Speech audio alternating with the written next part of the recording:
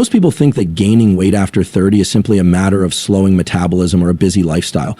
But the real story goes much deeper. It's written into your brain's operating system. By the time you hit 30, decades of habits, stress responses, and subtle changes in your brain's chemistry start working together to favor fat storage over fat burning. You know, when people hit their 30s and start noticing those stubborn areas of fat that just won't seem to budge, they often blame it on metabolism slowing down or a lack of willpower. But what most people don't realize is that your brain plays the biggest role in this entire process. And by the time you're 30 or beyond, it's running some incredibly powerful, deeply rooted programs that are actually designed to keep fat on your body. I want to walk you through why that happens. Not to discourage you, but because once you understand it, you can begin to truly reprogram it. So let's start with the basics. Your brain is essentially the ultimate prediction machine. It's not just reacting to the world around you, it's constantly trying to predict the future to keep you alive. And from an evolutionary perspective, the greatest threats to survival weren't the kinds of things we stress about today.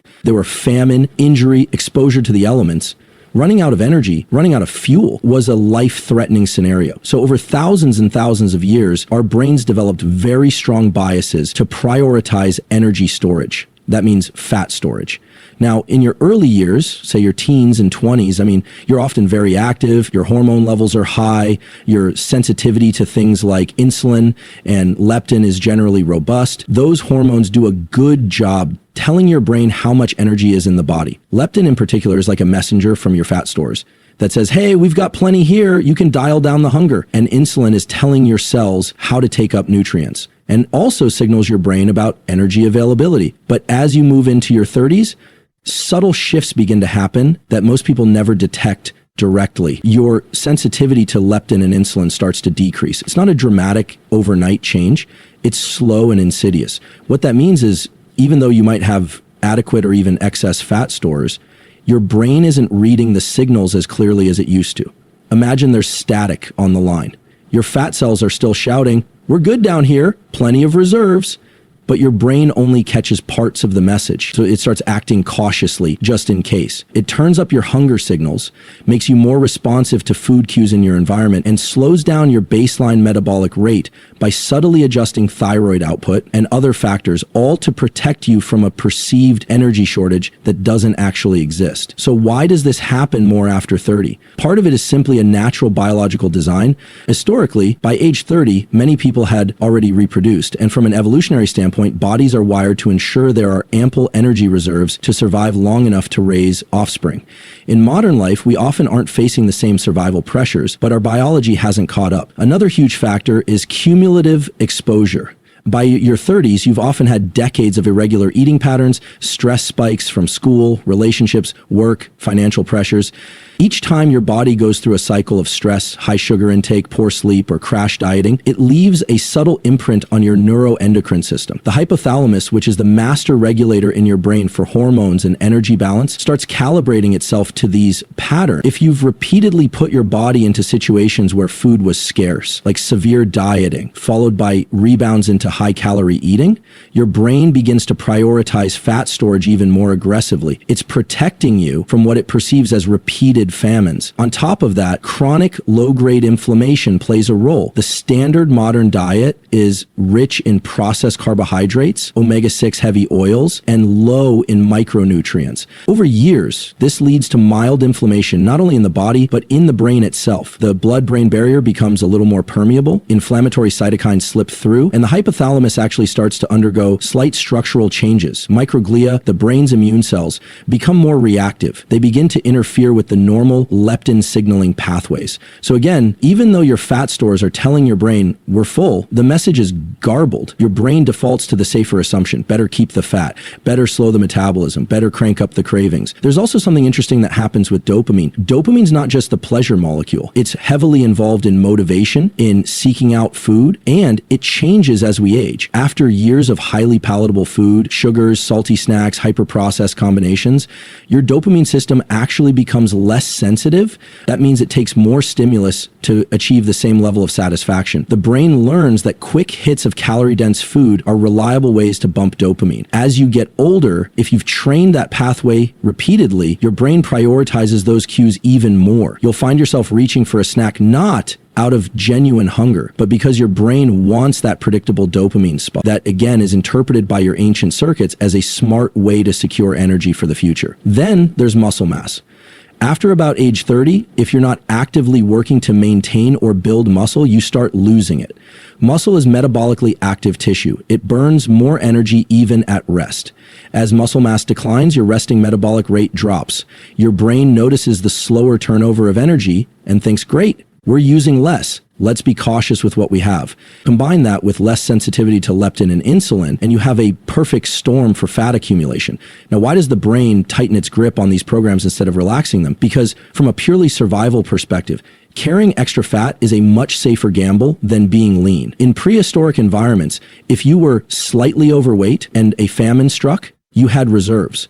If you were very lean and a famine struck, you were in immediate danger. So your brain is playing the odds, favoring storage. It doesn't know that in the modern world, food is always available and the next famine is statistically never coming. This is why it's not just about calories in, calories out. It's about decades of your brain wiring itself to prioritize energy storage under the assumption that scarcity is inevitable. That wiring is even more reinforced by your unique life experiences, your stress history, your sleep quality, your exposure to natural light, your patterns of exercise or inactivity, your cycles of dieting and binging.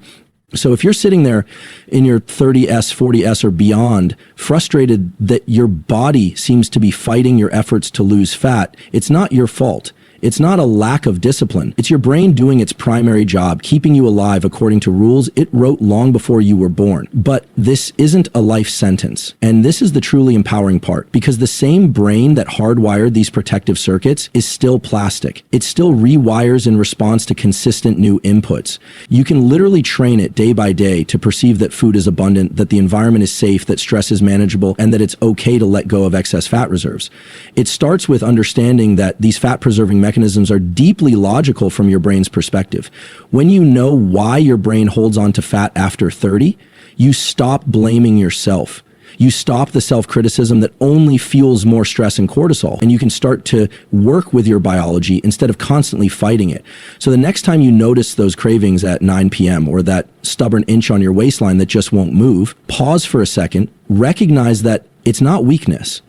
It's your brain executing a centuries-old program to keep you alive, and then gently, patiently begin the process of rewriting that program through your daily choices, how you breathe, how you sleep, how you move, how you nourish yourself, how you expose yourself to light. Because once your brain feels safe, truly safe, it will start to loosen its grip on those fat stores. It will realize that it doesn't need to cling so tightly to every calorie, that it can burn energy more freely, that it can support a leaner, stronger version of you without risking your survival. And that's when lasting change finally becomes possible. I want to take a deeper look at something that underlies so much of the challenge people face with holding on to excess fat after 30, and that's the role of chronic stress. It's one of the most underestimated drivers of fat accumulation, especially around the belly, and it operates almost entirely through your brain. Understanding this is critical because once you see how it works, you can start to dismantle it and train your brain and body to finally let go of fat in a sustainable way. So let's start by talking about how your brain interprets stress. Most people think of stress as purely psychological, worries about work, finances, relationships, and yes, those absolutely trigger stress. But from a biological standpoint, stress is any stimulus that pushes your body out of its preferred balance point, its homeostasis. That could be a looming work deadline, or it could be a blood sugar dip from skipping meals, or even a harsh argument that spikes your adrenaline. Your brain doesn't particularly distinguish whether the stress is emotional or physiological. It simply reads the signals that say, we might be in danger, and it responds. The hub of this whole operation is the hypothalamus, a small but mighty structure deep in the brain that governs your entire hormonal orchestra. The organ's distress hormone, Libya, which pumps out hormonal stimuli from your body, are experienced as a negative event, and they convey the same. When your hypothalamus senses stress through inputs from your limbic system that handles emotions, from your prefrontal cortex that processes worry, from your body's own feedback about low energy availability, it flips on a cascade. It tells your pituitary gland to release ACTH, which then prompts your adrenal glands to pump out cortisol, your primary stress hormone.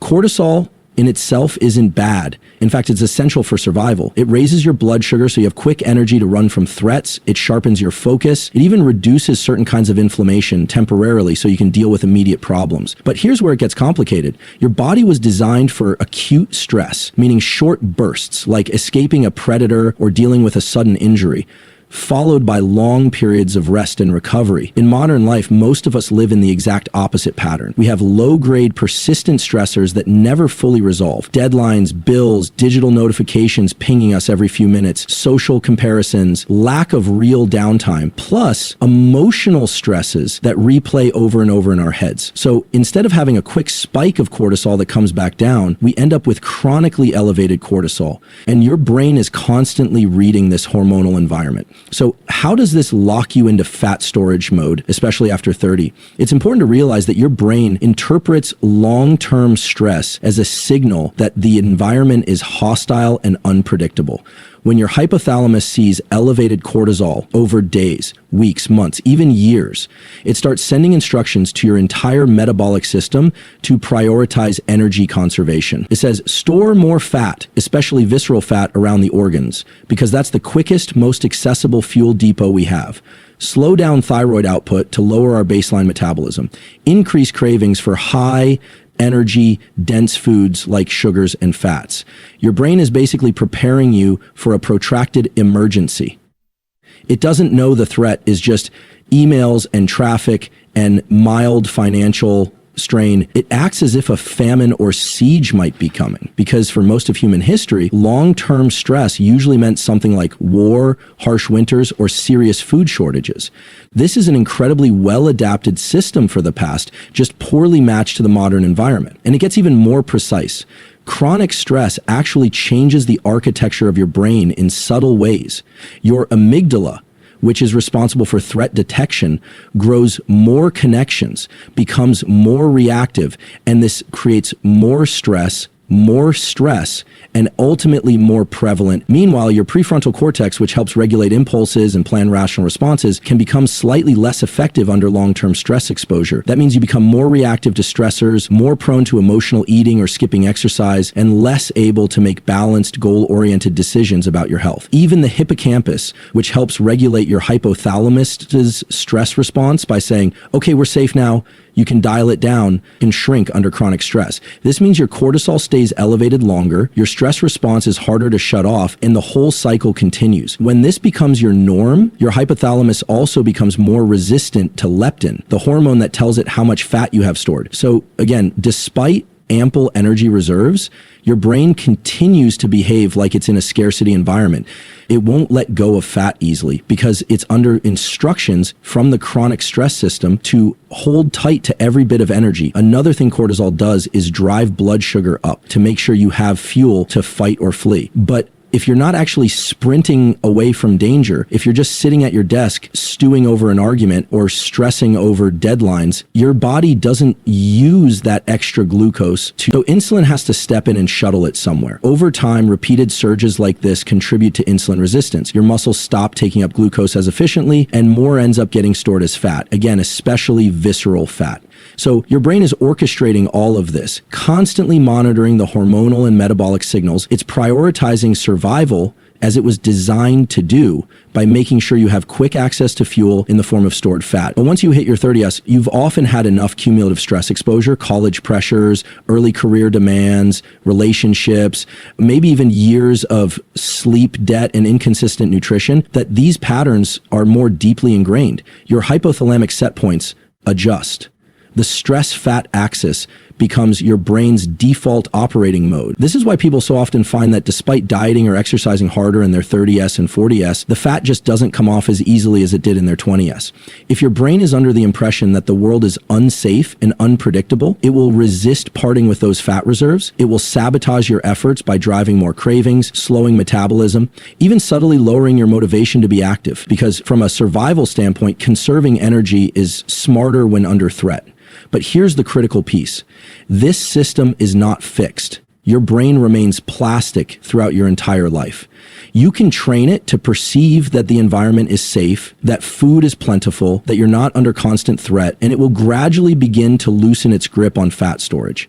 The most direct way to do this is by regularly sending signals of safety to your hypothalamus. Practices that reduce overall cortisol, like consistent sleep and wake times, exposure to natural light early in the day, deliberate breath work, and moderate physical exercise recalibrate your stress response. Each time you breathe slowly, extending your exhales, or get sunlight first thing in the morning, or take a calm walk without your phone buzzing, you're sending your hypothalamus a clear message. The world is stable, resources are adequate, threats are minimal. Over weeks and months, this repeated messaging actually changes your brain circuits. Your amygdala becomes less reactive, your hippocampus grows new connections that help shut off stress responses, your prefrontal cortex becomes better at regulating impulses, and critically, your hypothalamus starts to dial down the chronic cortisol output. When that happens, your body stops interpreting the environment as hostile, stops feeling the need to store emergency fat, and your sensitivity to leptin and insulin begins to improve. As this happens, you naturally begin to crave healthier foods because your brain is no longer fixated on rapid energy sources like sugary or fatty snacks. Your metabolism picks up slightly because your thyroid is no longer under instructions to slow down. Your body becomes more willing to tap into fat stores for energy because it's no longer worried about the next emergency lurking around the corner. This is why approaches that focus purely on calories or willpower so often fail, especially after 30. If your brain is locked into a chronic stress pattern, it will override your best conscious efforts every time. You'll find yourself raiding the pantry late at night, skipping workouts, or obsessively thinking about food. Not because you're weak, but because your brain is protecting you. It's ensuring survival under what it perceives as prolonged threat. So if you want to unlock fat loss after 30 in a lasting way, you have to start by addressing this foundational piece, teaching your brain that it's safe. That means reducing chronic stress through structured habits, getting bright light in your eyes within 30 to 60 minutes of waking, ideally from sunlight, anchors your circadian rhythm and lowers baseline cortisol over time. Going to bed and waking at roughly the same time each day builds predictability, another powerful safety cue for your brain. Practicing cyclic sighing or other forms of slow breathing can directly lower amygdala activation and reduce cortisol levels in minutes. Gentle exercise, especially walking outdoors, combines movement with light and novelty, three potent signals that tell your brain the world is secure. All these are ways to communicate to the ancient parts of your brain that you are not in danger, that you live in a world of abundance and stability, and that it's perfectly okay to start letting go of those fat reserves. And once your brain starts to believe that, the rest of the process becomes so much easier. You're no longer fighting your biology. You're finally working with it on the same team. And that's when you'll see real sustainable changes in how your body stores and uses energy, even decades beyond your 30s. I want to go even deeper into another incredibly important layer of why your brain holds on to fat more aggressively after 30. And this has everything to do with the way your sleep, your exposure to light, and your internal biological clocks govern your hunger, your metabolism, and ultimately whether your brain decides to hold on to fat or let it go. Because if we really want to change how our bodies manage fat, we have to start by changing how our brains understand the rhythm of the day and night. What most people don't realize is that your brain is not simply on all the time, processing calories and energy in a flat linear way that actually operates on powerful 24-hour cycles, what we call circadian rhythms, that regulate everything from hormone release to the timing of your appetite, your energy expenditure, your immune system activity, and even the genes inside your fat cells. And the master conductor of these rhythms is the suprachiasmatic nucleus, or SCN, which is a tiny cluster of neurons in the hypothalamus that sits just above where the optic nerves cross. It's literally wired to your eyes. This is why light is such a critical factor. When light enters your eyes, particularly blue light from the sun early in the day, it sends strong electrical signals directly to your SCN, which then orchestrates the timing of everything else. This includes when you feel alert, when your metabolism ramps up, when your body prepares to use fat for energy, and when it starts to wind down and prepare for rest and repair. It also times the pulses of cortisol that help you wake up and feel energized in the morning, and the rise in melatonin that helps you sleep deeply at night. Now, here's where it starts to connect directly to fat retention, especially after 30. When your light exposure patterns in your sleep are irregular or misaligned, when you stay up late under artificial lights, when you check your phone at 11 p.m. under bright screens, when you wake up and stay indoors without getting natural light in your eyes, you start sending very confusing signals to your SCN. Your brain stops being sure about what time it is. And when your brain is uncertain about time, it becomes cautious. It shifts more into energy conservation mode, disrupting how it handles insulin and leptin, and ultimately pushing you towards storing more fat. It's actually incredible how sensitive these systems are. Even small mismatches, going to bed 2 hours later than usual, getting bright light exposure late at night, or failing to get outdoor light in the morning, start to desynchronize your internal clocks.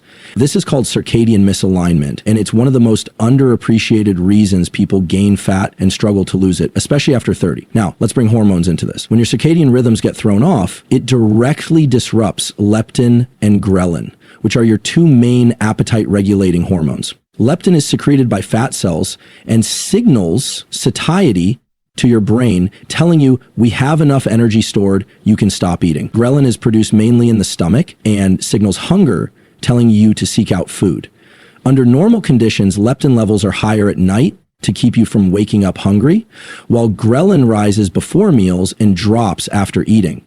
But when your sleep is short, erratic, or low quality, and when your light exposure is skewed, like staying under bright indoor lights late into the night and missing morning sunlight, this timing gets scrambled. Studies show that even just a few nights of poor sleep or circadian disruption can drop your leptin levels and raise your ghrelin levels, leading to increased hunger and cravings, particularly for high-calorie, easily accessible foods. Your brain literally becomes more reactive to food cues. Areas like the amygdala and the striatum light up more strongly when you see pictures of food, while the prefrontal cortex, which helps you make rational decisions, becomes less active. On top of that, your insulin sensitivity drops. After a poor night's sleep, your muscles and liver don't respond to insulin as effectively, meaning glucose stays higher in the blood. Your pancreas compensates by pumping out more insulin. And since insulin is also a fat storage hormone, this drives more energy into fat cells, particularly around the abdomen. This is part of why chronic poor sleep is such a reliable predictor of visceral fat accumulation, which is the most metabolically dangerous type of fat. Now, as people age into their 30s and beyond, they often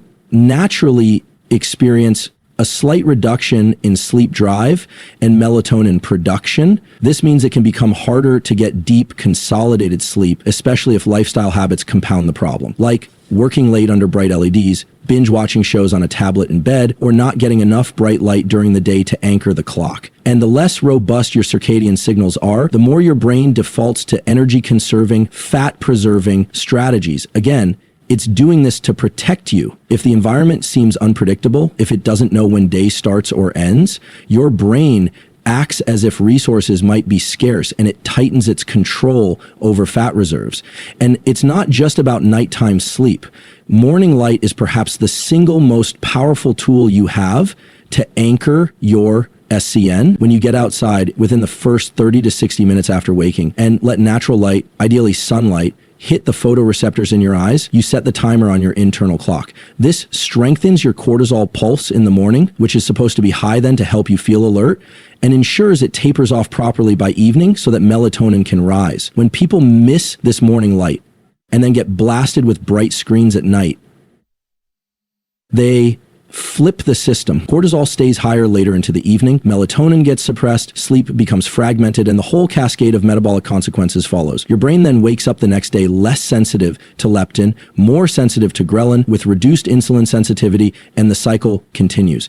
This is why people often find themselves reaching for quick carbs, pastries, energy drinks, or snacks throughout the day after a poor night's sleep or a weekend of staying up late. It's not simply because they have no discipline. It's because their brain is literally driving them to seek fast energy, interpreting the lack of restorative sleep as a potential environmental threat.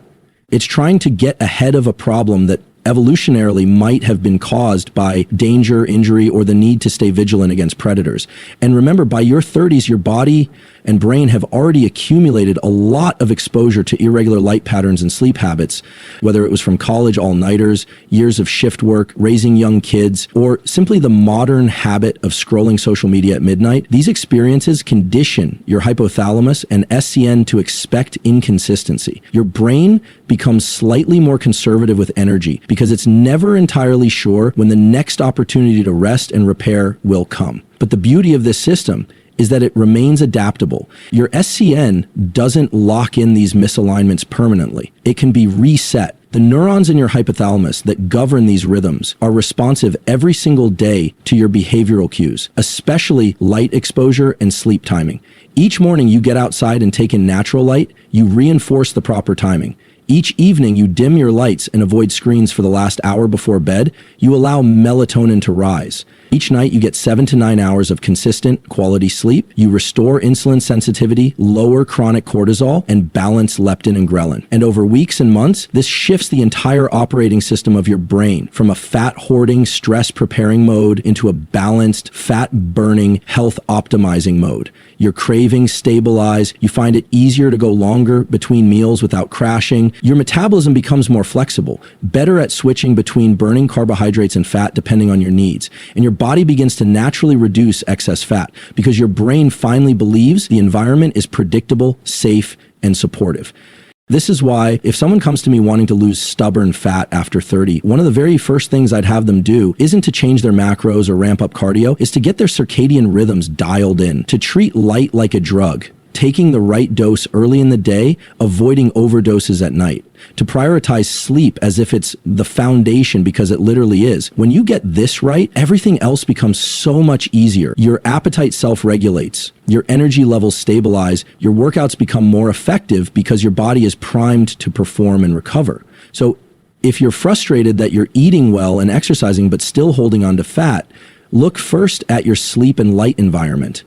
Ask yourself, are you getting outside for natural light soon after waking? Are you protecting your evenings from excessive artificial light? Are you keeping a consistent bedtime and wake time even on weekends? Because until your brain knows exactly what time it is, it will keep erring on the side of caution, holding on to fat, driving cravings, and slowing your metabolism to prepare for an uncertain world. We've talked a lot about why your brain holds on to fat more tightly after 30, about the ancient famine programming that becomes stronger with age, how chronic stress locks your brain into fat storage mode, and how irregular sleep and light patterns scramble your hunger hormones and metabolism. But the most important thing I want you to take away from all of this is that none of these processes are permanent. Your brain is not stuck. It's plastic, it's adaptable, it's constantly reading your environment and updating its strategies based on the signals you give it. And that means you can absolutely reprogram it to stop clinging to fat and instead support a leaner, more energized body. But to do that, you have to approach it the right way. You can't bully your biology. You can't just slash calories or hammer yourself with hours of cardio and hope your brain will go along with it. In fact, those approaches often backfire because they signal to your brain that resources are scarce, stress is high, and the environment might be unsafe. Exactly the conditions that make it tighten its grip on fat. The real key is to consistently communicate safety, abundance, and predictability. To teach your brain day after day that it's okay to release those long-held energy reserves. And this process starts with very practical, very manageable behaviors. One of the most powerful tools you have is to regulate your breathing in deliberate ways. Your breath is one of the only systems in your body that's both automatic and under voluntary control. That means it's a direct lever into your nervous system. When you extend your exhales, when you practice slow breathing or cyclic sighing, you send a strong message to your brainstem that the environment is calm, that there's no immediate threat. This reduces signaling up to the hypothalamus to produce cortisol, and over time it dampens the entire stress cascade. You can think of each slow breath as a tiny vote for safety, and enough of these votes shift the balance of your autonomic nervous system from sympathetic fight, flight, conserve fat toward parasympathetic rest, digest, burn fat. Equally important is light. Every morning that you step outside within an hour of waking and let natural light hit your eyes, you anchor your circadian clock. This sets off a healthy cortisol pulse early in the day, which is exactly when you want it high. It also starts a timer for melatonin to rise roughly 14 to 16 hours later, ensuring deep restorative sleep. Better sleep means improved leptin and ghrelin balance, which means fewer cravings and more natural satiety. It also means better insulin sensitivity the next day, so your body partitions nutrients more toward muscle and away from fat. It's amazing how something as simple as morning sunlight can cascade into all these downstream effects that ultimately train your brain to feel secure and stop hoarding fat. At night, you have to do the opposite. Dim the lights, power down the screens, create a soft, dark environment that tells your SCN and your hypothalamus, it's evening now, it's time to wind down, it's time to recover. This predictable rhythm, bright light early, dim light late, is one of the most foundational ways to reset your brain's sense of time. When your brain knows exactly what time it is, it knows it can safely manage energy, burn fat, and support healthy metabolism without fearing that it needs to store extra for an uncertain tomorrow. Movement is another critical piece, but not in the way most people think. Yes, structured exercise is fantastic. It builds muscle, increases insulin sensitivity, burns calories, and sends all sorts of beneficial myokines throughout your body that tell your brain you're strong and resilient. But even more powerful for teaching your brain to feel safe is consistent, low-level movement throughout the day. Taking short walks after meals, standing up to stretch, gentle mobility work. These all keep your nervous system regulated. They maintain a subtle level of parasympathetic tone that reinforces the message, this environment is safe, I'm moving at will, nothing is chasing me, there's no famine on the horizon. Your brain reads this and shifts away from fat storage mode. Cold exposure is another fascinating tool. When you take a cool shower or step into a brisk outdoor environment, your body experiences a controlled stressor. But because you're voluntarily doing it, and it's time limited, it builds resilience. It trains your nervous system to handle discomfort without panicking. Over time, these brief hormetic stresses actually reduce your baseline cortisol levels and improve your overall stress tolerance. Your brain learns we can survive small challenges, we're adaptable, we don't need to cling to excess fat as insurance. Now let's talk about food, but from the perspective of your brain. Because your hypothalamus is always integrating signals about not just what you eat, but when and how consistently you eat. Wild swings in calorie intake or erratic meal timing can confuse your brain and make it more inclined to store fat. By contrast, when you eat at roughly the same times each day with balanced macronutrients that keep blood sugar relatively stable, your brain starts to relax. It sees a predictable pattern of energy coming in, it downregulates the drive to conserve, and becomes more willing to mobilize stored fat. This is why regular meal timing, along with not grazing all day long, is so effective, not because it magically speeds up metabolism, but because it builds trust with your brain's energy systems. Muscle also sends powerful safety signals. Every time you do resistance training, whether that's lifting weights, using resistance bands, or doing body weight exercises, you're telling your brain that you're capable of handling the environment. Muscle is metabolically demanding, it's an expensive tissue to maintain, and your brain won't prioritize keeping it unless it believes the environment is stable enough to support it. So by training your muscles, you're not just shaping your physique, you're actually shifting your brain's entire energy economy towards supporting more lean mass and reducing fat stores. And throughout all of this, there's the absolutely critical piece of being consistent, because your brain is fundamentally a pattern detection machine. It doesn't change its long-standing fat preservation strategies because of one day of healthy choices or one great workout. It needs to see the new pattern repeated over and over: morning light, calm breath, predictable meals, regular movement, restful nights, before it updates its wiring. Neuroplasticity is always happening, but meaningful rewiring takes weeks and months of the same signals. The beautiful thing is that once your brain starts to accept the new inputs as the reliable norm, it will automate these processes. Your cravings will genuinely decrease, your motivation to move will go up, your body will begin burning fat more readily without conscious effort because your brain finally believes it's safe to do so. I want you to really internalize that this is not about perfection.